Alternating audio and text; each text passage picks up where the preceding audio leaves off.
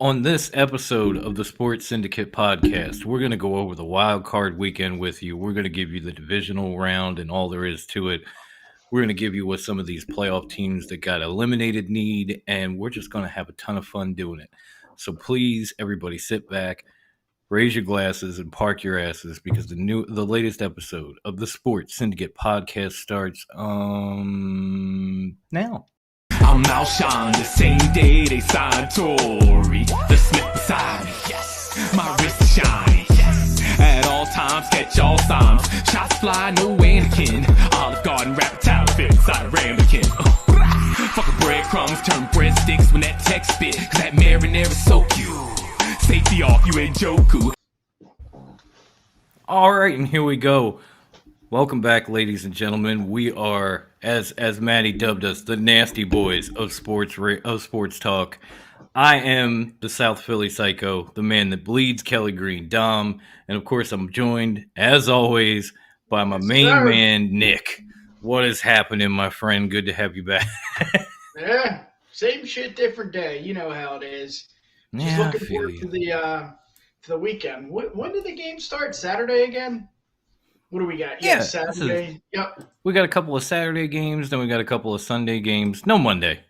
That was weird, though. I'll be honest. That was. Yeah. It was cool. It was cool to have the Mannings do a playoff football game. I thought that was kind of dope. Like it made it feel like a bigger deal. But yeah, I don't know. Monday night playoffs. I was having trouble wrapping my head around it. Yeah, and the game too. Let's be honest. Yeah, especially when it wasn't a close game. But I guess that's where we could start with just an overall, feeling, I guess, of the wild card round last week. And for me, I think we just touched on it. Like when you get into the playoffs, you get a lot of these. You get a blowout here and there, but you get a lot of these close games, overtime, sudden death, that type of thing. None of that really happened this week. Yeah. Wild card week was blowouts and blowouts and more fucking blowouts. Yeah. You know what it is? It was elimination of the pretenders. I mean, let's be honest. The Raiders, the Eagles, the Steelers, I mean, they were not supposed to make the playoffs. It was cool to see them, like, for instance, us Eagles fans. It was nice to see, but come on, let's be real. Like that was fun. That's all it was. And at the end of the day, it was embarrassing. But what was interesting is the teams like the Cardinals, the Cowboys, the Patriots, we thought they were real, legit contenders. I know I did for the Cowboys. I hate saying it. And then for the Patriots, you don't know with Jones and how Belichick, it just you think they could have played better, but they didn't. And, now it's time. Now it's time for the contenders to show what they got, and it's going to be fun. I'm looking forward to the Titans. Is Henry going to be back? The Bengals. I mean, Burrow himself. I mean, it's really cool. I'm stoked. Oh, hey, Adam, what's going on, man? Thank you for tuning in so early. Yo! Usually we don't get comments till like midstream, so I appreciate it, buddy. Good to see you. That's that. I think we need to start. I think we need to start with the Dallas Cowboys. Yeah, because there were a lot of teams. We can go one by one, and we can break down what we think they need to do. But we gotta start with Dallas because that was probably the only upset of wild card weekend. Yeah, 49ers came into their building, beat them in a close game that was definitely poorly managed at the end and sloppy on their part, to say the least. Yeah. And, you look at this team and you think, what the hell do they need moving forward to actually get to the level of success that Jerry Jones thinks they are at? Yeah. Yeah. I mean, there's a lot to go into. I mean, McCarthy, is he a legit, coach? I mean, you can build a team around him, but can McCarthy take that team to the Super Bowl? With Rodgers, you can say, well, yeah, Rodgers was a, big time player in that. What do the Cowboys need? Someone that's going to, stand up. Someone that's going to step up is what I'm trying to say. Dak is not going to step up. Zeke is not going to step up. They're great wide receivers too. I mean, on that team, they're stacked. You know, I'm jealous as an Eagles fan. They are stacked, but that doesn't matter. What matters is someone's, standing up. Someone that's going to say, you know what, I'm going to take this team and we're going to go places. I don't see that. I don't think they have a playmaker at all. Now Adam, who was watching along with us, is a Cowboys fan, and Yeah. he put it. I think he nailed it. We simply got outplayed in the second half. It was disgusting. I want Jerry to hire an actual GM and fire Mike McCarthy. My sentiments exactly. I think the biggest thing that the Cowboys need in the offseason is to straighten out the top of the organization, the coaching staff and the front office. I know Jerry Jones thinks he can play, wear these many hats, and he's got his son there to help him out. You need a general manager because you might have built a team, but Amari Cooper's contract is coming up. Zeke's contract is at a point where if you cut him, it hurts you more than it helps you. Yeah. The dead money kills your cap worse than his numbers do. So you're stuck with him. You don't know if you're going to get Amari Cooper back. You got some young talent. Dak Prescott is a very good quarterback. But then you look at the coaching staff, and Mike McCarthy has never been a guy who can right a ship. Like give him the talent and they will win. Yeah. But he is not going to take a team and mold them and make them into something else. Like, for instance, go back to maybe the first 6-7 games of this season, and nobody was a more penalized team than the Philadelphia Eagles. Nobody. They were on pace to set an NFL record even if there wasn't a 17-game season. Yeah. But Nick Sirianni worked with the team, got them together, laid down some discipline, and from there it started to taper off. And with the Cowboys, all of a sudden they were like, hold our beer, and they went on to set like phenomenal records and penalties and everything else, and it cost them that playoff game as well. Yeah. It's one thing to have a number one offense, but when you have over 1,200 yards in penalties, you better be able to move the fucking ball. Yeah. And this was McCarthy's problem in Green Bay at the end of his tenure. Was they were undisciplined, sloppy, penalties, costly mistakes in big games. Yeah. And eventually Aaron Rodgers got frustrated and dude had to go. Yeah. Well, so I didn't even understand why they hired him to begin with. And now when I see it playing itself out, I'm thinking, this guy has got to go. If anything, and I'm not a Cowboys fan, but if anything, I think you named Kellen Moore your head coach. You try to do something where you keep Dan Quinn because he's getting coaching opportunities, and I'm thinking, for what? Yeah. Because you had Michael Parsons. Like, what are you getting coaching opportunities for? Like, you weren't very good in Atlanta. Yeah. You came to Dallas last year. They were dead last in defense. And yes, they were better this year, but you had Michael Parsons and Trayvon Diggs, and a lot of that was more talent than scheme or anything else.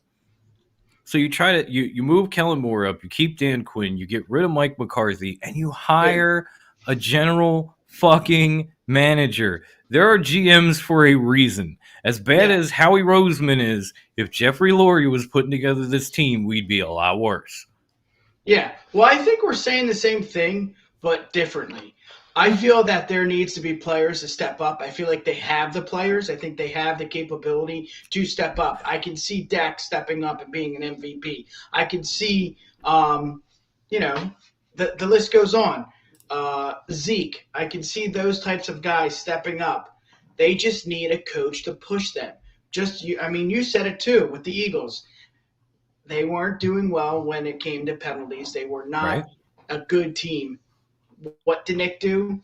He did something about it. Then you go to the running game. Look what Nick did. So that shows you that, even if he is a rookie, there is an opportunity for young guys like Dak, like Zeke, like Gallup, like let me get some of the other guys here. CeeDee Lamb. I mean, all these guys are young. They need that person. They need that guy. Mike McCarthy is not the guy. So like I said, I think we're saying the same thing but differently.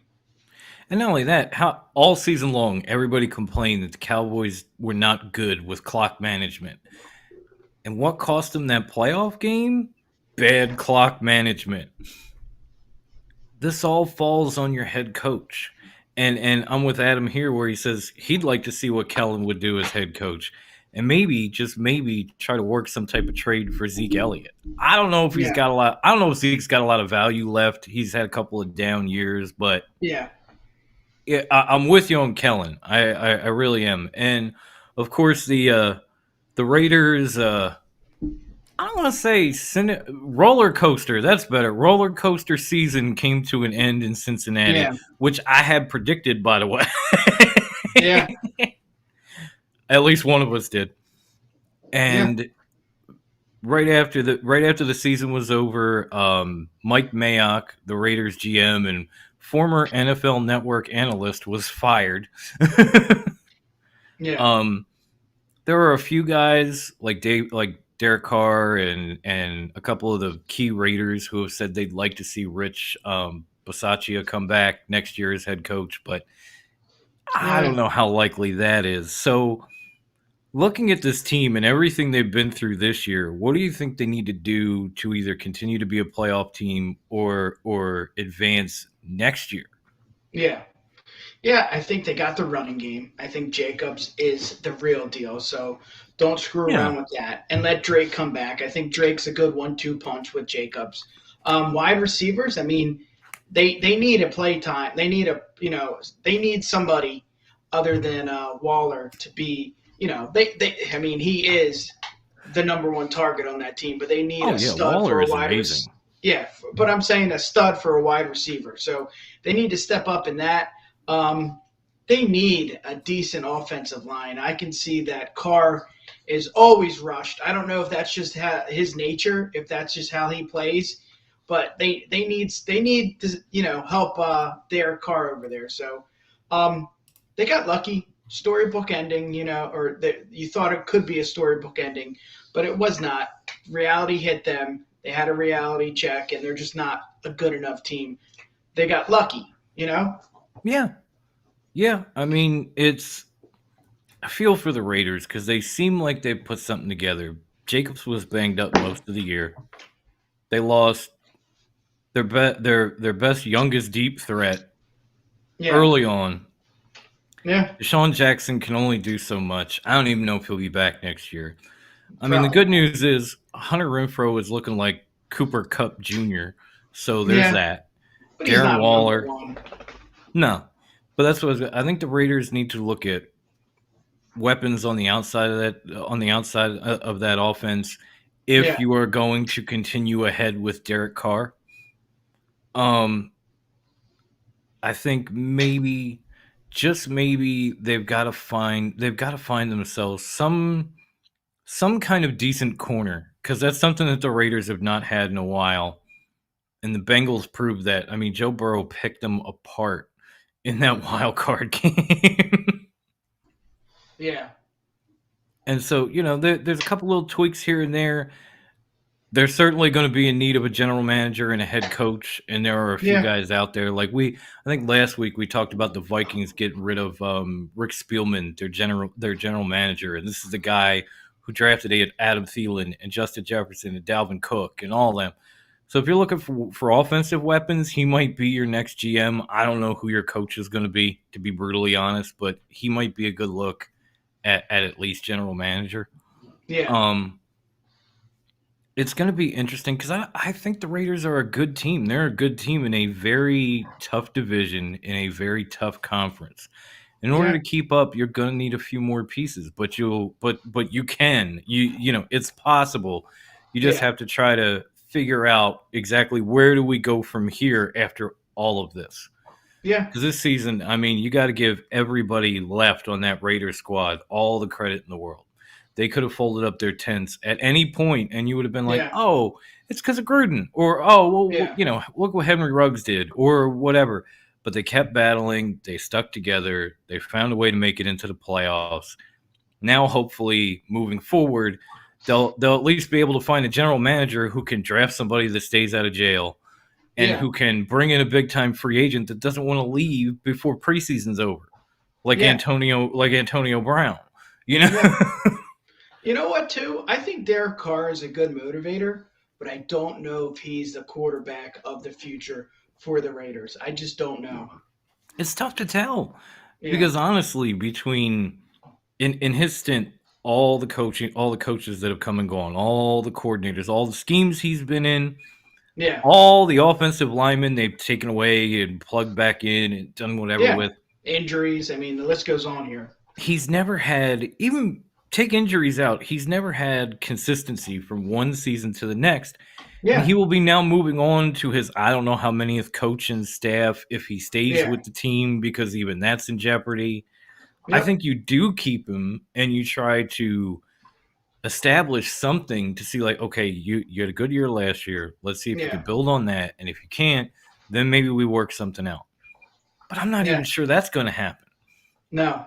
So maybe the Raiders will be in need of a quarterback. Who knows? And that's going to be tough, man. I don't know if they can get back very soon to the playoffs if they really need a quarterback here. And can I just be brutally honest? Mike Mayock was the wrong guy for the job. Just flat out.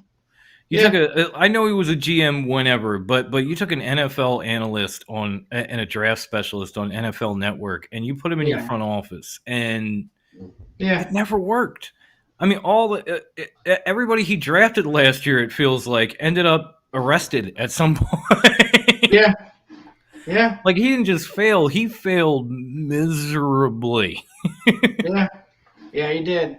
I think it's sort of like the Cowboys. They need that big player. They need that guy to stand up to say, you know what, this is my team. Let's go to the playoffs. Let's do the best we can. I don't know. I said Carr's a good motivator, but he's still young too. They need a veteran presence, and that's a coach they need, someone that's been in the league for a long time, so they can show them how to play the game of football, because it does not look like they know how to play. I mean, Harbaugh is one of the guys that have been rumored to be the next head coach, but he's been rumored in a few places now, not just, in Las Vegas, in Miami, there's a couple of spots. So it's going to be interesting to see who they get. Will they keep Derek Carr? Because like Adam had said, he thinks the Raiders need to upgrade their offensive line just a bit. If they keep Derek Carr, because we don't know. And he said, and yes, Tom, their secondary needs help. It really does. It really does. Yeah. Yeah, pretty much said what we said. I think it's clear. O-line, secondary. Oh, now we're the modern day crime time, according to Matty Daddy. Yeah. We just introduced ourselves as the nasty boys of sports talk, man, just for you. Sure. Hope you're doing good, Matty. Stay safe out there, man. It's ridiculous. Yeah, I think the one thing that's constant here is we just got done talking about the Cowboys. We just got done talking about the Raiders. I mean, yes, they made the playoffs, but they need that big time player. They need that veteran presence, and I just think it's apparent. I think it's clear. I think they need because they have the team. Obviously, if they made the playoffs, yes, you can be lucky, but you still have to be decent. You still have to be good. I mean, you still have to be a good team. Yeah, so they have it. It's just, what is it? And it's fun to listen to morning talk radio because everybody thinks they know what they need. But it's for me, it's that presence, that veteran presence. I see that they have big time players, like I said, with the Raiders, Jacobs, Waller. I mean, Carr, yes, to an extent. That's about it. The pieces are there. Yeah, it's kind of like Dallas. The pieces are there. Yes. And I still remember that Raiders-Cowboys game where they had like 40 fucking penalty flags in one game. Yeah. This is a lot about both teams. It's like they're very good, but they're very undisciplined. And let's see if you can find a coach that comes in and straightens this shit out. Yes. Can somebody come in and straighten this shit out? Or is this just who these teams are? And do you need to blow them up? I think you got to start with – I think you got to look at the coach first and go from there. Yeah, and I feel like every team that lost last week needs that veteran presence, needs that one more big-time player. I mean, maybe the Cardinals, maybe not the Cardinals, just because a lot of injuries. But I feel like they had something going in the beginning of the year. And we can talk about the Cardinals for sure because I knew we were gonna. But you're absolutely right. This is typical like Cardinals, Kyler Murray, Cliff Kingsbury football right here. Yeah. If you remember 2 seasons ago, Cardinals started out red hot. Kyler Murray looked like an MVP candidate, and then second half of the season they just dropped off. Yeah. Some of it was injuries, some of it was just inconsistent play from Kyler Murray. Then they came out this season and they started out 7-0, and again, Kyler Murray looks like an MVP candidate. The offense is rolling, their defense is shutting shit down, everything looks good. Yeah. And from there, they proceeded to go 4-6. Yeah. After a 7-0 start, and then they get bounced first round by the Rams. And yes, I'm sure part of that is the fact that there's no DeAndre Hopkins on the field. I get that. I will give you that. Yeah. That's fine. But at the same time, this team seems to do the same thing every year. They come out scorching fucking hot, and then they just peter into the finish. And this year they made the playoffs. Last year they did not. Yeah. So they've gotten a little bit better, but they have to find a way to get over this second half slump that they seem to go into every season. Unless they just flat out suck like they did in Cliff Kingsbury's first couple of years, but these last few have been consistent. Yeah. So what is it going to take to get the Cardinals over the hump at this point? Yeah. Yeah. I mean, I think you described it perfectly. And it's the coach. I mean, a team that stacked should not need motivation, should not need someone to help them get, to the next step in the playoffs or in weekly games. I feel like Kingsbury is not the coach for that team. He may be inexperienced. Maybe he needs to go back to, assisting the coaches. I don't think he's a head coach. I think when you run into an issue like they did where they, were doing really good and then they slowed, the pace wasn't as – they were losing. They were losing games. I think that, of course, injuries, I think that mainly is on the shoulders of the coach. I think you need to motivate the players. You need to say, hey, it's going to be a long year. You got to step up. Again, injuries has really, we don't know, but I think it's Kingsbury. I think he needs to leave or fired.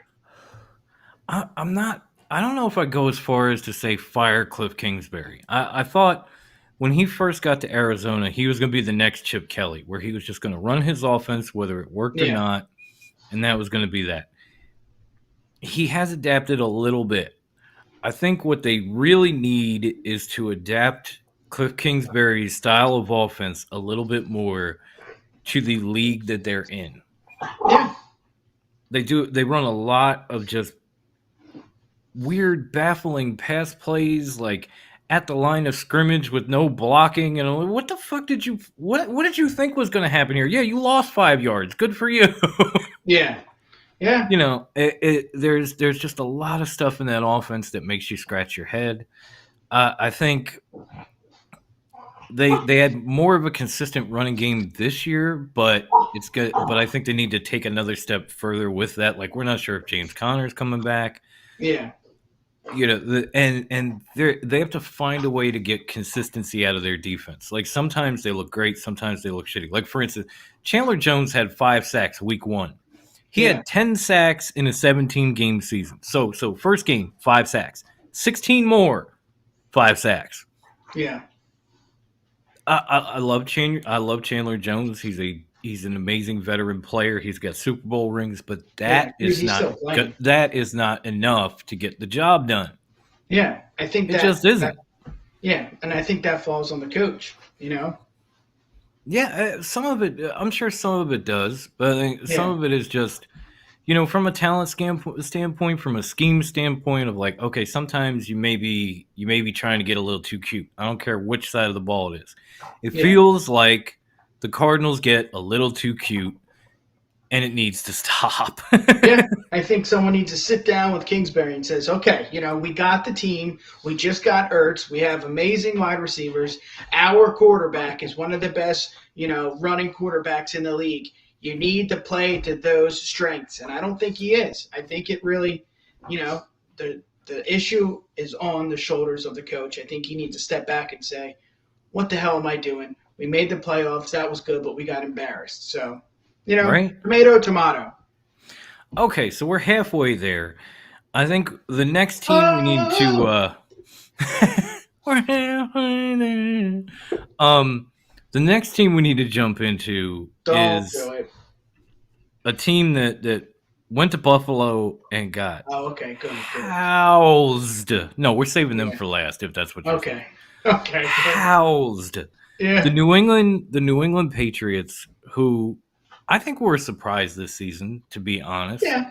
The way they Yeah. started the season, you never thought they were going to be in contention for the AFC East, let alone the playoffs. Exactly. They were both.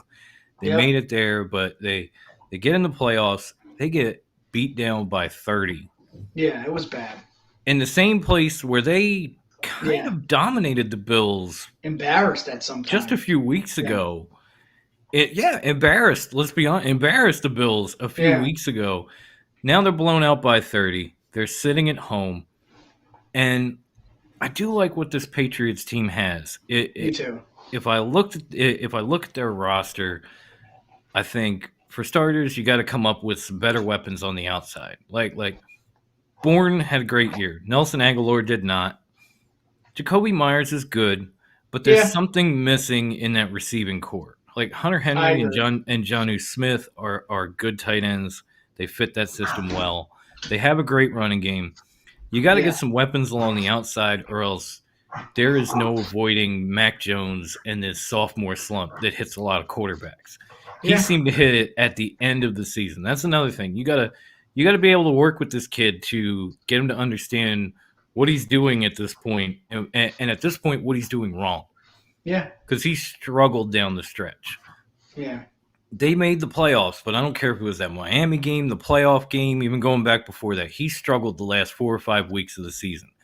So you got to find a way to get him back on track and maybe get him a couple more weapons. I know the defense gave up 47 points, but New England's defense has been very good all year long. I don't know if there's much you got to do with that unit other than keep them together. I think if you keep them together, you add some pieces on offense, you're a playoff team again at least. Yeah. Oh shit, Frank's here. What's up, Frank? How you doing, man? Here we go. Go, Pack, go. Yeah, you know what? It's kind of the opposite with the Cardinals. I think the Cardinals had a really, really good veteran presence, a good team on the field, but the coach, it could have been better. Vice versa, I think the Patriots had a masterful plan going into the playoffs, going into this game, and I think Belichick, it shows. I mean, he's a living legend. I just think he has a lot of inexperience on the field, and that's what showed. It was embarrassing. Belichick and that staff got as much out of this team and this offense as they possibly could this year. Yes. It is not a question of coaching like Arizona. No. This is a question of production from your key spots. And I know you had a rookie quarterback. I know, I know that your wide receivers are not the best in the world. The running back Harris was hurt most of the year. But at the same time, if you're able to retool a little bit and get some pieces on the outside, and honestly, my first move would be one that's happened many times. You look at Nelson Aguilar and go, "Well, you didn't work. Get the fuck out." You know what else they need? They needed that veteran second string quarterback for Mac Jones. I mean, it showed it did wonders for what am I going? Where am I going here? Where are you going? Jimmy Garoppolo? Yeah. No. Our team. Shit. Oh, Foles and Wentz. Yeah. Foles was there. Oh, yes. Yeah, yes. Foles was there as a veteran presence. Obviously, 2017 is different. That'll probably never happen again. But I see where you're getting at because Foles. And they tried to do that with Flacco, and it hurts, but, Yeah, I know. But with Foles, he had been in Kansas City's offense when Doug Peterson was the offensive coordinator. Yeah. And then he comes in as backup. Carson Wentz is here, and Wentz can kind of pick Foles' brain because he has the experience, not only in the league, but in the offense. And you do need something like that in New England. I don't know what you would do. Maybe you go and sign Jacoby Brissett because he's been there. Maybe he knows it a little better. I know he's been out of it for a while, but still, I get what you're saying, and I think it would really be beneficial to Oh Mac yeah, Jones absolutely. and his progression to get that guy that knows this offense and this scheme to kind of help guide him through it, so that progression, Yeah, speeds up. yeah. Kind of reminds Otherwise, me it of may yeah, fall back, and yeah, then uh, not that it would bother me, but then maybe the Patriots aren't yeah, as good next year. yeah. I'm not going to lose sleep over that. I'm just No, saying. but it's similar to Hurts right now. I mean, who does he have? He had Flacco, Exactly. and Flacco won the Super Bowl. Like, even if he's not good as good as he was, years ago, he's still a veteran presence. And you need that bounce ideas off. I mean, it's common sense. You don't Hmm. have to be a starting quarterback for the NFL to know that you need someone to guide you. If your work, if you got a new job, you need someone to guide you. If you're doing Right. something new, some kind of new hobby, you need someone to guide you. It's just common sense. He doesn't have it. And you think he's going to sit down with Bill Belichick? Hey, father figure, how do I do Right. this? No, he's embarrassed. He doesn't want to ask the head coach that's won million bajillion Super Bowls, Oh no, All no, right, no, off no! my I totally get soapbox. that. I'm sorry. You're fine, dude. What are you apologizing for? I'm just saying, it's All just right. simple fixes like that, that every team No. needs, and it just seems like they don't get it. I host a podcast for wrestling, and it seems like similar ways. It's like, well, just do that, and it would be better. It would be more Yeah. enjoyable. These little No. things, and it's just like you pay these guys so much money, and it's like he needs a veteran presence.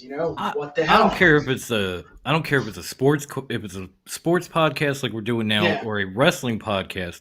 yeah. The universal theme, if you will. See what I did There there? you go, baby. If it ain't broke, don't fix it. Don't fix it. If Yeah, if this is how you develop a quarterback, then you develop yeah. the quarterback that way. If this is how Holy you put shit! on Look a at show, Rodgers. Come exactly, on, exactly. Garoppolo. Maybe. Rodgers sat behind Favre, Garoppolo sat behind Brady, even Mahomes sat behind Alex Smith. You Yeah, know, but sometimes it's the other way around. Sometimes it's like Wentz and Foles, where you've yeah, got the young guy out there, but then the veteran is behind him in the yeah. film room with him, showing him like his, see this progression, this guy's open. When Yes. when this defense, you call this. Sometimes it's the other way around. It's kind of like when Brett Favre won his first Super Bowl. Jim McMahon, who had been the quarterback of the Yeah, '85 Bears, you may all know who he was. Favre's backup, and Favre was still young in the league. yeah, McMahon, who had been through this West Coast type offense so many times, was working with Favre in the quarterback room, watching film and breaking things down and showing him what to do. And it kind of catapulted his career to that next level. That's what you're looking for most of the time when you have a young quarterback, a guy who can still do it, but knows your offense and knows how to translate that through. So you almost have an extra coach. Uh-oh. yeah. Okay, I thought I lost him for a minute. No, I'm here. I'm listening. Sorry. No, you're fine. You got real still, and I thought, oh shit, here we No, go again. I'm here. All right, so now we got that one out of the way. The New England seems like an easy fix. Yeah, This next team, not so much of an easy fix. The Pittsburgh Steelers, who were pretty much dominated in Kansas City, which was kind of expected, are going into the offseason knowing Ben Roethlisberger is gone, knowing, hey, maybe, just maybe, we need to kind of like we need to kind of reset. yeah, We've got some talent, but we don't know where we're going from here. I think the yeah, general manager might have been let go, so there's that. And the question is, how do the Steelers get back to this level next year? yeah. And the first thing is you got to find a quarterback No right off lie. the bat. First and foremost, offensive line is a fucking sieve. You've got to find a quarterback, Yeah, and you've got to find a way to successfully run the fucking football. yeah, yeah.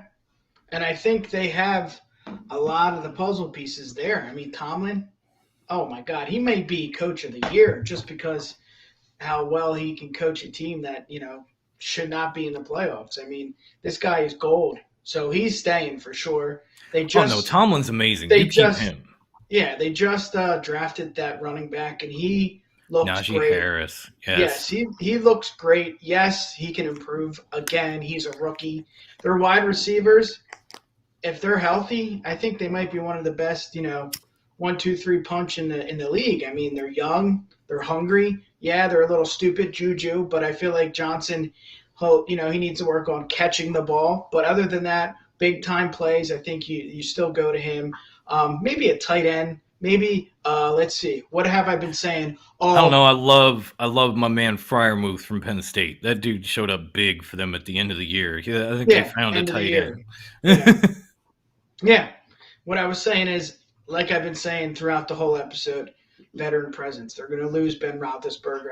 I know he's not going back. Because even if he does return, I don't think they can deal with another season like that. I mean, he looked like he should have retired 3 or 4 years ago. So they need a mobile quarterback. I would love to see Wilson go there. I don't know. I would love to see him go to the Eagles. But we're just talking about the Steelers. I think that's a good fit for him. I don't think Carr is a good fit. I know I said that last week, but I feel like they need a mobile. I like saying mobile quarterback.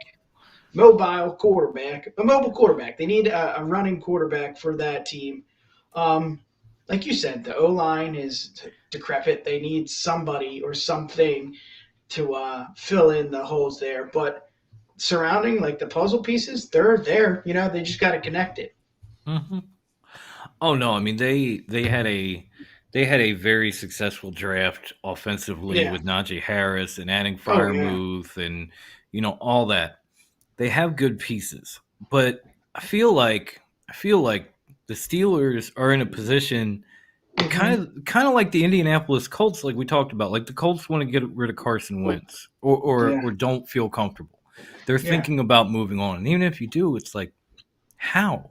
Yeah, who are you going to get, to come into Indianapolis and play with that squad and be as good, if not better? Exactly. With Pittsburgh, I'm asking the same question because your offensive line is not very good. You do have weapons. You do have a solid defense. You're also paying TJ Watt a ton of fucking money now. Yeah. I know he tied the NFL sack record, and congratulations, but you're paying him a ton of money, which means it's going to suck up more of your cap. Now you're looking for a quarterback. You don't exactly have a high draft pick. You don't have a lot of cap flexibility. Where do you go?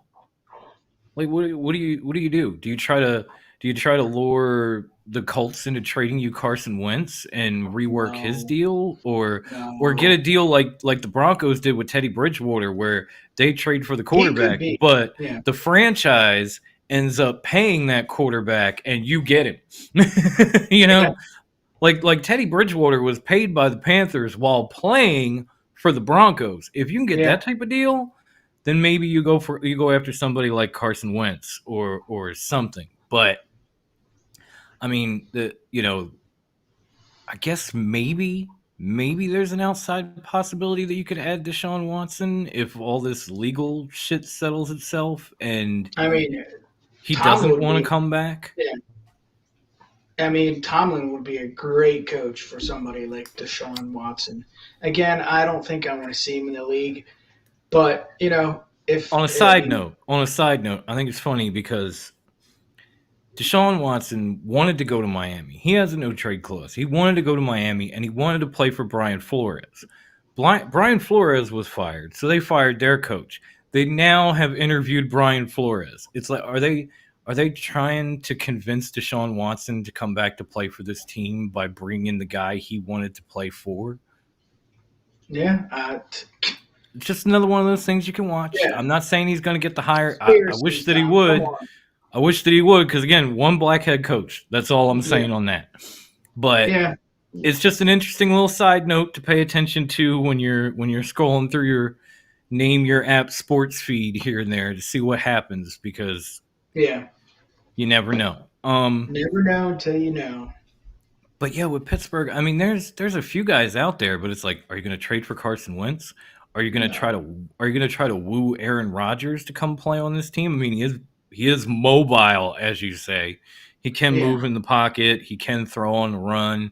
And with this offense, I mean, it's good. But I don't know if Aaron Rodgers is going to leave the Packers to go to the AFC and play for the Steelers, who... That's a demotion. Honestly, when all teams are healthy, might be the third best team in the league in their conference. Yeah. You know, I mean, when you think about it, all things being equal and injury free, the Ravens are probably better, and the Bengals have clearly proven themselves to be better. Yeah. So if you head to that squad, you're heading to the third team in your conference. Is that appealing for Aaron Rodgers? No, I don't know. It's a demotion. I think he would feel like he's. Yeah, I think no, absolutely not. He would rather stay with the Packers. I mean, right? That's a really good team. You know, even without Rodgers. Let's be honest. You know. Maybe so. I'm not convinced with Jordan Love, but they do have a good team. No, not with Jordan Love. You know what I mean. With the biggest decent quarterback like Derek Carr. The biggest thing for them is, one, does Aaron Rodgers stay? So you got to work that out. Two, if he does, what do you do with Devontae Adams? Because his contract's coming up. Do you just franchise his ass and make it and get him upset? Do you work out a deal? Do you let him walk? And is one tied to the other? Like if Devontae leaves, does that mean Aaron Rodgers leaves too? I think it's vice versa. I think if Rodgers leaves, I think Devontae's gone. Absolutely. Oh, wow. I didn't see that one, Adam. Thank you. Former Eagles backup quarterback Josh McCown got an interview with the Texans for their head coaching position. Good for him. Yeah, he needs to feed his 8 fucking kids. He definitely knows football. He was around it for like 20 some years as a backup quarterback. Yeah. But you know, we put it off as long as we can, and it's a good segue. So we're going to take a trip down the turnpike, and we're going to talk about the Philadelphia Eagles. We're going to talk about the playoff game. We're going to talk about Go ahead. Not really our aggravation from said playoff game, because I'm glad we got there, and at least in the fourth quarter, Jalen Hurts showed me something. But this is, for all intents and purposes, this is why I hate resting guys at the end of the season. Yeah, I mean, I know they had a lot of guys out on COVID, but with COVID, COVID related stuff. But Jalen Hurts could have played. Devontae Smith could have played. All these guys could have played and didn't. And then they sat around for a couple of weeks, got into a playoff game, and looked like they were asleep in the first half. Now, I don't know if that would have mattered in the second, but at least they put up a fucking fight. And recently, like this week, after the season was, after they got back from Tampa, both Jeffrey Lurie and Howie Roseman said they are very confident in Jalen Hurts and how far he's come this season, and they want to see what he's able to do next year. Oh, my God. Come on. I mean, at the end of that game, I will give him a lot of credit. He made some nice throws. No, I'm not hating on Hurts. I'm hating on them. Oh, you're hating on them. Okay. Same old shit we hear every year. We got pretty close. We're really behind our quarterback. We're right there. What happened to Carson Wentz? Get out of here. I hate Right. Yeah. I've heard this about Carson Wentz. I've heard this about Donovan McNabb. Yep. And the same offseason they said it, they traded both guys. Yeah. Like, oh, we have all the faith in Donovan McNabb next year. He brought us to the playoffs. We were close. Yeah. We just got to retool. And then he got traded. Carson Wentz. Oh, we have all the faith in him. We're going to get rid of our head coach. We're going to rebuild around Carson. We're going to be fine. Then he gets traded. Yeah. Now they're saying this about Jalen Hurts. And while I appreciate it and I agree, I also worry a little bit. Nick touched on that. I also worry a little bit for those same reasons, because I've heard this before. So let's just assume. Let's just say Eagles are out of the quarterback market. Okay, Russell Wilson don't want nothing to do with us. We don't want nothing to do with him. Deshaun Watson, fuck him. We got Jalen Hurts. He could become Deshaun Watson. You never know. Yeah. Let's say they're out of the quarterback market. What do the Eagles do from here to improve, remain a playoff team, and possibly get to that next level? Because it looks like the Cowboys might be suspect. I'm just saying. Well, let me backtrack. for a second here. I don't think resting the players would have done anything. If they played, if they rested, I think we're just not that good of a team. I mean, I think it showed clearly because we did play. I'll tell you what showed clearly. It clearly showed that these motherfuckers should have been out there week 18. That's all I'm saying. Yeah, if you could have been, you should have been. We are not good enough for you to sit on the bench. That's not happening. Yeah, but look at the Cowboys. They put 51 points up and they look like shit. So, I mean, it is what it is. I don't want to, their game was closer than ours. That's all I'm going to say about that. All right, I'll give it to you, Dom. I'll give it to you. What do we need? I'll go back to your question. I think I said it throughout the whole year. Hurts is our guy. Hurts is our guy. He is 23. I get that. But I feel like to an extent he's not the quarterback that we need. I think we need somebody. Really? Yeah. I mean, it's tough to think about just because we can't go through this again. I mean, this is tough. But he can't make the plays. He's not a deep threat. Your legs can only get you so far. I mean, it's just Let me put it this way. We don't need to just focus on the quarterback. We need a lot. I think Jalen Hurts could be a deep threat. The problem is the guys he's throwing deep to. Yeah. Because that's one thing that the Eagles still need. They need at least one more wide receiver. We need somebody on the other side of Devontae Smith because he looked very good, broke Deshaun Jackson's rookie records. I'm all in with that kid. Yeah, I think he's great. Absolutely. But then when you look past him, when you look at Jalen Reagor, he's trash. Yeah. You look at Quez Watkins, he's maybe good for a few plays. Yeah, Greg Ward is a tremendous slot receiver that we are playing out of position due to those other two and their shortcomings. Yeah. You got to find a big physical dude, whether it be in the draft or in free agency, that will come in, be on the other side of Devontae Smith. Yes. And that way you can't just stop the passing game or limit what Jalen Hurts can do by taking him out of the equation. I mean, Dallas Goedert is great. He's going to be a great tight end moving forward. Yeah. You've got some money on your cap if you stick with Hurts because he's still on his rookie deal. So that means, and again, let me dream for a moment.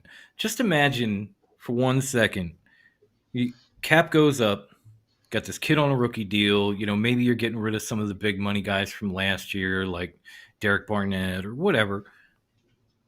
And Devontae and you got Devontae Smith, then you got Devontae in Green Bay sitting out there.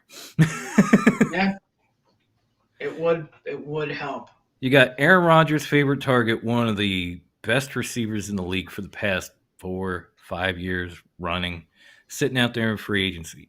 Imagine signing him, lining Devontae's up on either side. Yeah. Now what can Jalen Hurts do? Yeah. Now how easy is it for Devontae Smith to get deep? Yeah, I think it's helpful, but I don't know. Because you got Devontae Adams on the other side taking the pressure off of him. Of course. Because you're immediately doubling that guy, and he can still get open. Now, absolutely, it leaves all this room for guys like Devontae Smith on the other side to go deep, to do whatever he needs to do. It allows you to put a guy like Greg Ward, who I lovingly call Baby Hines, in the slot and let him focus on what he's good at. Yeah. And it opens, and then it also takes pressure off your running game, which was already tremendous. Yeah. I don't think Sanders. If you do that, one thing at a time, if you're able to do that, Jalen Hurts is going to look a million times better. Now, the next part is something that Nick was trying to touch on. You have to find a better number one back. I don't know if it's with the 3 draft picks we have. I don't know if it's free agency. But when your leading rusher on your team in a season comes up with 0 touchdowns, I don't care how many yards you got a problem. Yeah. Sanders is good. Do. Sanders is good, but he's also very injury prone. He's also not very good around the goal line, as we've seen. Yeah. And when you look at the guys behind him, you don't know if Jordan Howard is going to be back. Boston Scott is tremendous, but he's also very small. So he's kind of hard to work down by the goal line. He can do it at times, but he's just small. It's tougher for him. You got to find a guy that you can have in there every down, and then use these other guys behind him to spell him. I don't know what that is. I really don't. Maybe there's somebody out there in free agency. Maybe one of these 3 draft picks in the first round, we take a running back and we hope. I don't know. But you got to find somebody who's not only going to be able to lead you in rushing yards, but get the ball in the end zone when you give it to him around the goal line. Those 2 things, and maybe which is sad because we used to be stocked and loaded at defensive end. And now on the defensive line in general, and all of a sudden it looks like things are getting a little thin. Yeah. Like Brandon Graham, he's 34. He just ruptured his Achilles. Derek Barnett's probably leaving. I don't know if Ryan Kerrigan's going to be back. And then Josh Sweat, who actually was tied for the team lead in sacks, he's dealing with they haven't even mentioned what it is. They're just saying a life-threatening illness. Yeah. So it's like, well, holy shit, what do we do now? So edge rusher, running back, wide out. That's what you need desperately. I like our secondary. I could live with a better safety, but I like them. Our offensive line, when healthy, is good. Brandon Brooks is one of those guys we're going to have to think about. We signed him to a huge deal 3 or 4 years ago, and he has barely played since. And we drafted a guy to replace him. We've used backups every year, the same backups. It's like, well, if you're not going to be there, we don't need you. We certainly don't need to be giving you this money. Maybe it's time for you to move on. Yeah. Yeah. Other than that, I like what this team did. I think they definitely overachieved by making the playoffs. I did not expect that. I don't think my man Nick did. No. I'm still scratching my head that Jonathan Gannon has gotten multiple interviews for head coaching jobs. I'm not sure why. I mean, I'm not saying he's a bad coordinator, but again, what did he do? Yeah. The Eagles defense was middle of the pack. Nothing really stood out about them or him, and he's got 5 interviews lined up. I don't get it. No, he didn't have a good game plan. I'll tell you that much. I mean, I crap. I mean, this was the first game that Kerrigan stepped up. I mean, it just doesn't make sense to me. There's a lot of Ryan Kerrigan sighting finally. It was like, where was he all season? Yeah. I mean, to piggyback off of what you said, I mean, you pretty much said exactly what I was going to say. We're not as close to being a contender as the teams that made the playoffs, like the Steelers. I think they have a lot there. I think the common thread here is, if you look at it, Raiders, let's see, Raiders, Cowboys, Cardinals. I mean, it seems to be that they need that one piece. For us, I think we need more, to be honest. I mean, I think we got lucky because the NFC East is not a great division. I think we need a lot more. Don't get me wrong. Running back. Go ahead. We need more. But at the same time, with all these draft picks, with the cap going up, with some of these contracts coming off the books, the Eagles are going to have more opportunity and more freedom to go out and pick these guys and sign these guys than some of these other teams. Because if you look at Pittsburgh, they've got a lot of big money deals on their roster. If you look at the Raiders, they've got some big money guys. If you look at the Cowboys, they have several, Dak, Zeke, you name it. And it's going to be tough for them to keep what they have, let alone add to that team. But when you look at the Eagles, they got rid of a lot of guys last year, and Zach Ertz this year, who were making a lot of money. And all of that is going to come off our cap. The cap number is going up. 3 first-round draft picks. Yeah. It gives you so much more freedom to say, maybe we do take a shot at Devontae Adams. Or maybe we do take a shot at, some big free agent name to bring that pedigree and that experience into a team that just doesn't have much. Yeah. Yeah, I think the difference is what you said, too. I mean, Steelers need 1 or 2 players, and I think they could go farther in the playoffs. The Cowboys, they need 1 or 2 players. But for us, I think it's a little more than that, It is. It is, but what I'm trying to get at is like we Yes, have we have more cap more of an space. opportunity Absolutely. to put those pieces together than a team Yeah, like the Steelers, who have already signed like Juju and TJ Watt and to exactly. big money deals. So Yeah, if they want to if they want to replace Big Ben, that's one thing. But then maybe you got to get rid of somebody to do it. Where with us, we can keep what we have exactly. and then just go out and say, who do we want? Yeah. Yeah. And I mean, look at it. Howie's maybe a genius. and I was gonna say, Yeah. as I have said many a But he times put before, us in this place, so as I've said many a times before, the last and certainly not least, we need to get rid of Howie fucking Roseman, yeah. please, I think he dug himself a please. really big hole, and he's finally slowly getting out of it with exactly what you said, with the draft picks, with the cap room. I mean, But he this dug himself a happens. pretty big hole. He's getting out of it, but I don't want to be here for him This to is get, a level playing. repeat process at this point. Like he had dug himself a hole with the dream team, and then Chip Kelly came in and got personnel control. And then when Kelly fucked it up even worse, he Yeah. got it back, and then he built a team that won a Super Bowl, but then that fell apart, and now he's building that back. So we just go back and forth with Howie. I want a guy who's going to consistently, year in and year out, send us in one direction. Yeah. Find us who we need to move Yeah. forward instead of just going. It's instead of just like the old Paula Abdul song, and 2 step forward, 1 step back. Fuck no, Yeah. forward. Keep moving forward. Remember Rocky Balboa? You keep moving forward. Yeah. I agree. I'm tired of we backed up this far, and now we're gonna step ahead, and then we're gonna back up, and then we're gonna step ahead because you end up in the same spot. Yeah. There's no point to it. There's just no point to it. Okay, so since we got the wild card weekend out of the way, and we took a long damn time doing it, Yeah. let's get into picks for the divisional round, shall we? Yes, sir. Let's do it. Okay, so first game off the bat, Saturday afternoon. The 4 seed Texans are going into Tennessee to take on the number 1 Tennessee Titans, who may have Chris Henry back. I know it was reported today that he went through his first full contact practice and came out fine.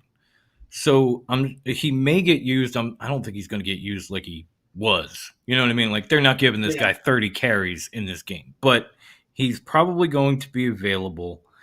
And since Nick he got kind of far behind me with these playoff picks. Yeah.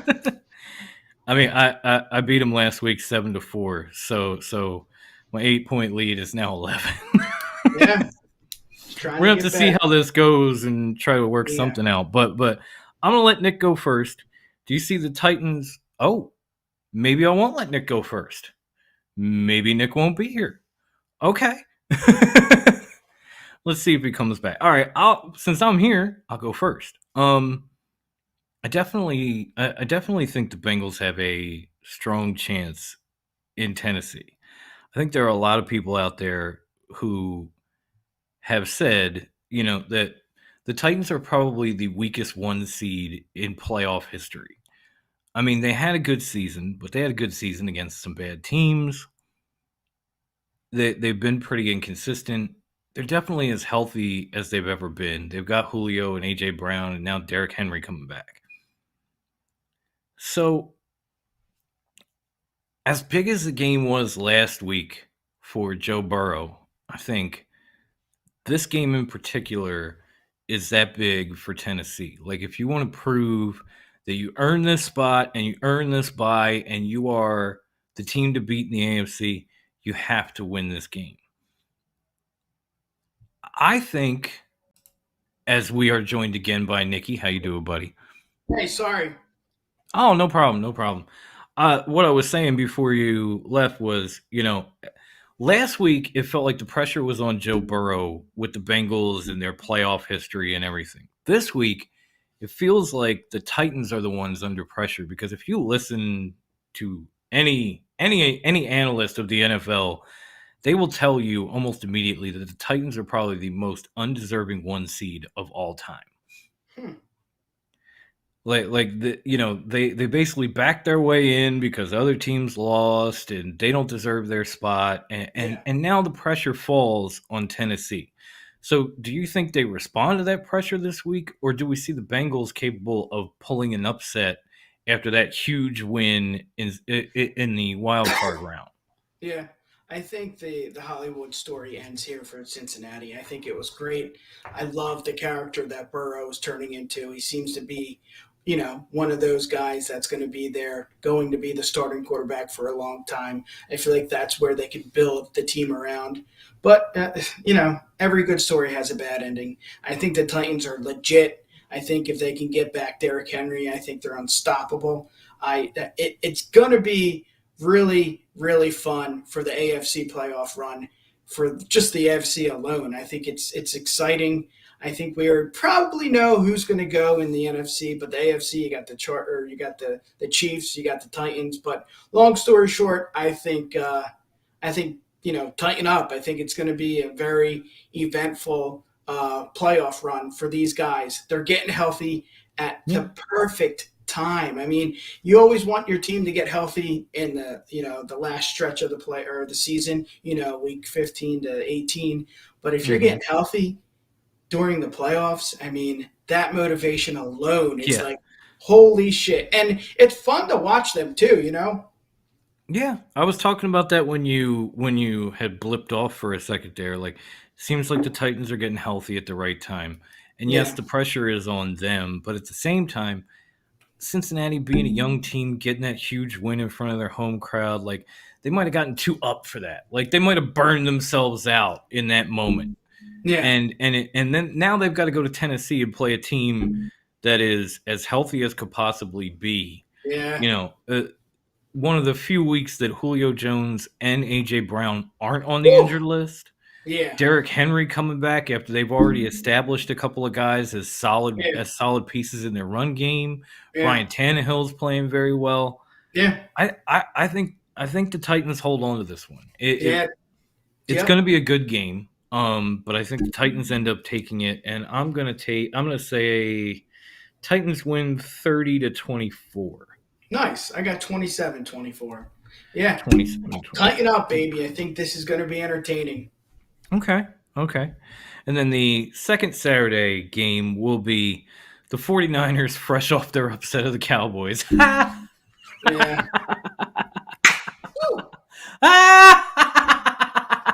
Fuck them boys. Anyway, fresh off the upset, the 49ers head into Green Bay to play the Packers, who just managed to skate by the 49ers by the skin of their teeth when they played this year. I think they won 30-27. Yeah. So, do the 49ers have another upset in them? Or is this just a formality and Aaron Rodgers walks out, wipes the field with them, moves on to the next round? Exactly. You heard what I said earlier.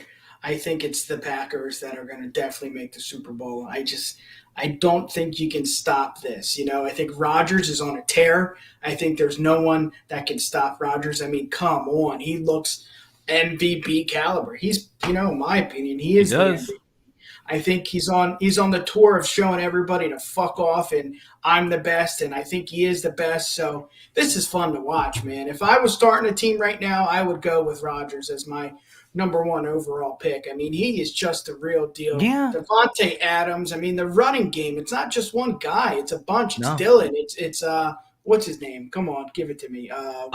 Aaron Jones. Jones, Dylan. I mean, there's no issues. I don't see any injuries. I know the offensive line is healthy.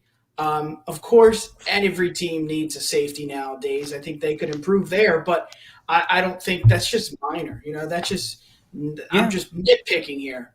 I do not see the Niners having a chance at all. I think it's going to be the biggest problem I have with the Packers is their special teams, flat out. They give up a ton of big returns. They do. Their kicker has missed almost half his kicks this season. Mason Crosby has been a joke. Yeah.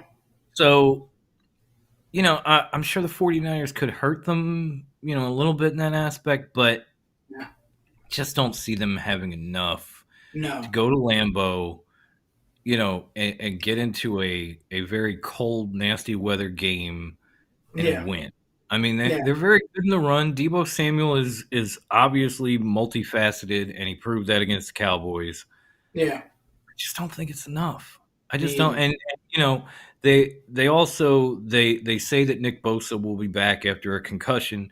Fred Warner had a little bit of a knee injury in the Cowboys game. They say he's going to play, but if these guys, they could play, but if they're not at game shape when the time comes, and they're just Yeah. bodies, Yeah. these are two big. Excuse me. These are two big pieces of your defense that play at high levels that are now Yeah. just guys. And that doesn't bode well with Aaron Rodgers staring back at you either. So for all those reasons, I'm going to take the pack myself. I'm going to say I'm going to say 24-13 Packers. Nice. I got 34-17. 34. Yeah. I don't Okay. think. Maybe I'll give bonus points for scores just to see if we can get Nick back into this. All right, so we move on to Sunday, and the first game on the Sunday slate is the Rams coming off that huge win against the Cardinals on Monday night, coming back now on a short week, headed to Tampa to take on the Buccaneers, who they beat when the Buccaneers were actually healthier than they are now. Yeah. Yeah, this is what the playoffs is all about, Tom. Dom, excuse me. This is going to be such a good game, and that's why it's on a Sunday. It's just, we wanted to see this. In the very beginning of the year, they always ask, what two teams do you think are going to make the playoffs? What two teams do you want to see make the playoffs? And it was always the Rams and the Bucs. They're both really good teams, but both teams could do better in certain aspects. Like Stafford could step up. He needs to step up if they want to make the Super Bowl. Tom Brady, it's really not on him. It's the running game. It's injuries. It's losing every wide receiver. But they still find ways to win. This is going to be tough. I want to hear what you got to say, but I know who I want to win. It's definitely going to be an interesting game. You got on one side you got Tom Brady, and he is for his career 14-2 in the divisional round in the playoffs. Crazy. Going up against on the other side Matthew Stafford, who has never been to a divisional playoff round. He got his first playoff win last week. I think he's maybe been to the playoffs twice if he's lucky with the Lions. So if you're looking at experience, you have to go with the Buccaneers. Yeah. But I saw a lot in that Monday night game from the Rams because it wasn't just the Matthew Stafford show. He wasn't slinging it. He wasn't doing his best Kurt Warner impression. They were running the ball beautifully. They had the trick play with Odell Beckham. That was cool. He was very efficient. I think he was like 15 for 18 for the game. Yeah. And they threw 18 passes, but they must have ran 30 or 40 times. Mm-hmm. They are able to adjust their game plans on the fly, depending on who they're playing. And they've done a lot to take the pressure off of Matthew Stafford. And this defense has stepped up. Like Von Miller is finally starting to make plays in this defense. And then when you add him to Aaron Donald and Floyd and all these other guys, man, that's a lot of pressure coming after Tom Brady, whose offensive line got nicked up in that Eagles game. Yeah. And now you got to go against this defense with a nicked up offensive line and maybe no Leonard Fournette again. Yeah. So you're not going to be able to run the ball, take the pressure off of Brady, and go play action. Then when you try to throw, your makeshift offensive line is going to crumble to Aaron Donald and company. Yeah. It does. I know you should say go with experience, but I'm with the Rams on this one. I think they're built for this. I think they've already gone to Tampa and won. Yeah. And this team that they already beat is not as good as they were when they beat them. Yeah. And this Rams team might be better with Cam Akers on his way back, with Odell Beckham, with Von Miller. It doesn't bode well for Tampa. I hate to pick against the defending champs, but I'm taking Yeah. the Rams in this one. Yeah. I think they pull it off. Yeah. I mean, I think you said it perfectly. I mean, if this was early in the year, maybe the Bucks would stand a chance. But these injuries are not helping. No. It's not good for a football team to go. I mean, I know they're home, but still, it's just the injuries pile up. And I think, the Rams, as much as they showed against the Cardinals team that looked depleted, I still think what you said, Stafford looked good. It wasn't just a Stafford show. He was spreading it around. Everybody had a piece of the ball last Monday night. So I'm with you on this. I got the Rams. I kind of want to see Brady lose, but then again, it's like, well, maybe he has one more year. I'm going to enjoy this. But for this time, I got the Rams. That's the thing. The Rams on Monday night look like the team that this front office has been trying to put together for the last few seasons, with giving up all these picks, making all these trades, jettisoning Jared Goff for Matthew Stafford, bringing in Jalen Ramsey, bringing in Von Miller, bringing in Odell Beckham. They look like the team that this front office had put together for this moment. Exactly. So and with Tampa, how many guys can you lose, especially during the playoffs, before it takes its toll? Yeah. And when those two things come together, it doesn't bode well for Brady and the Bucks. So I'm going to say the Rams win. I think it might be a close game. So I'll give Brady the benefit of the doubt that he somehow manages to, keep them in the game. I'm going to say Rams 34, Bucks 31. Cool. I got 26-23. 26-23. Okay. And last but not least on the schedule is a rematch from earlier this season. The 3-seed Buffalo Bills go into Arrowhead to play the 2-seed Kansas City Chiefs. Now, I know these two teams played earlier, and Josh Allen went off, and they beat the Chiefs pretty easily. But if you watch the Chiefs at the end of the season, they are a different team than that Bills team beat the crap out of. They have their defense has gotten better. Their secondary pieces have become more involved in the offense, like McCall Hardman and Jerick McKinnon, and like a lot of these guys that you might not think about are now playing pivotal roles. Patrick Mahomes has gotten so much better as the season has gone on. And I think this is going to be a tough task for the Bills walking in there.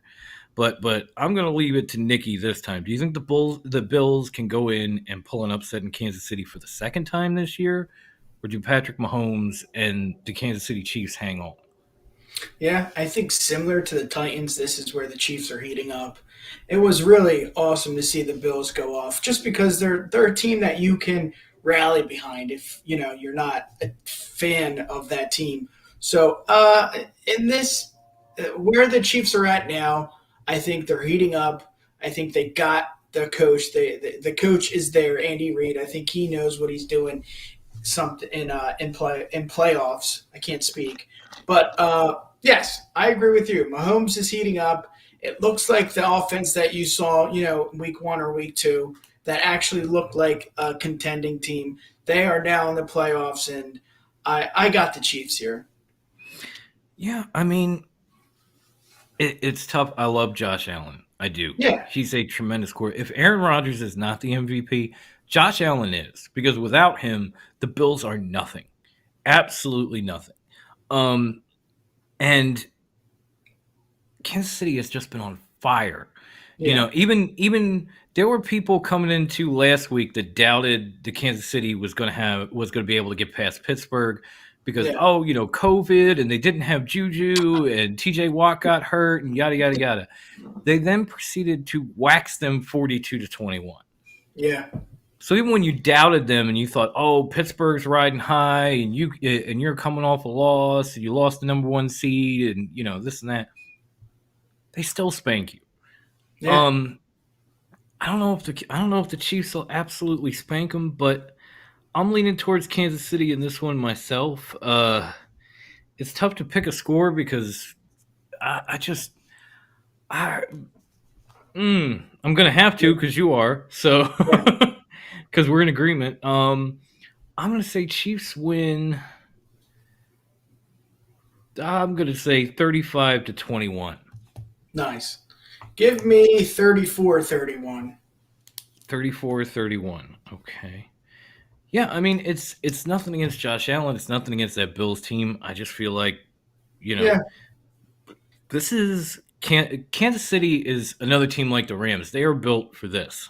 Exactly. You know what I mean? They are built to get to the playoffs, and once they do, they dominate. I mean, Yeah. they've been averaging almost 33 points a game with Mahomes as a quarterback in the playoffs since his career began. He's been in the playoffs quite a lot since his career began, if you think about it. So that's a lot of games to be averaging 33 points. Yeah. That's a tough task for Buffalo. And It the is. Bills lost their all-world Pro Bowl cornerback shortly after they beat the Kansas City Chiefs, and that was a big reason they were able to shut them down offensively too. So it doesn't bode well for Buffalo is all I'm saying. And I think that's all we have to say for this week. So I want to thank everybody that showed up in the live chat, that, played along, asked us questions, gave us their comments. I definitely want to thank Nikki for doing this again, because I don't know where I'd be without him. Probably by myself, and that's weird. I don't like doing shows by myself. I just don't. you guys saw that for a couple seconds. Come on. It's always better with friends, and what better friend than my man Nick? So Yes, I'm gonna give him the time. We mentioned our wrestling podcast. I'm gonna give him the time to plug away, to tell you about his wrestling podcast, and I'm gonna say a few things. Then we are gonna get the fuck up out of here, folks. So have at it, Nikki. Yes, sir. Dom, this has been really cool. At the beginning of this, I did not think I was going to do a sports podcast, but I'm loving it. So thank you again. We'll be back. Don't worry. We got probably a couple more weeks. February, we got a few weeks. We got other stuff we can cover. Maybe not every week, but even after the Super Bowl, we'll be here. Maybe we'll even cover the USFL. I didn't even know they were coming back till a week or so ago, so there might be that. It's crazy. Yeah, so you can find us on Twitter at the UW Pod and Instagram at UW Podcast. We just got done recording our Rumble predictions. It was a lot of fun. We had Tim from the Wrestle Index. We had the Clark Street Boys on the podcast, and we had Kyle from the Apron Bump. It was so much fun. So be on the lookout for that. It's going to be. I'm kind of mad I didn't get the invite now. God. I'm just playing. I'm playing. Yeah. I'm sure it was a great show, man. I can't wait to hear it. Good times. That's about it, man. Just, no more Eagles. Let's go. For me, as much as I love Rodgers and what he's able to do, it's going to be really fun to see this Titan team tighten up and play. So I'm pulling for the Titans as much as I love Rodgers and as much as I think he needs but he deserves the MVP for back-to-back seasons. This Storybook Hollywood script they're writing here with the Titans in Nashville is going to be fun. So that's what I'm looking forward to. Okay. Yeah, I mean, I had kind of bought into the Rodgers demise. So before the season started, my Super Bowl pick was Rams versus Chiefs. Okay. And all I'm saying is there's still a chance. I'm going to leave it at that. Well, honestly, too, Stafford, I mean, who doesn't pull for this guy? I mean, he's an everyman type of guy. This is what the playoffs are, all about. This is why the NFL is the greatest sports, organization. The man is like the definition of diamond in the rough. Exactly. Because look at what he's doing now. That's all good. But if you have anything that you want us to discuss on this show, if you have any questions, whatever, you can always find me on Twitter at @S_Philly Psycho. Just come shoot me a tweet, at me in it, ask me a question. I'll bring it to Nick, and we'll go from there. You can check out this show as well as Top Rope Wrestling Talk, and we will be back live tomorrow night.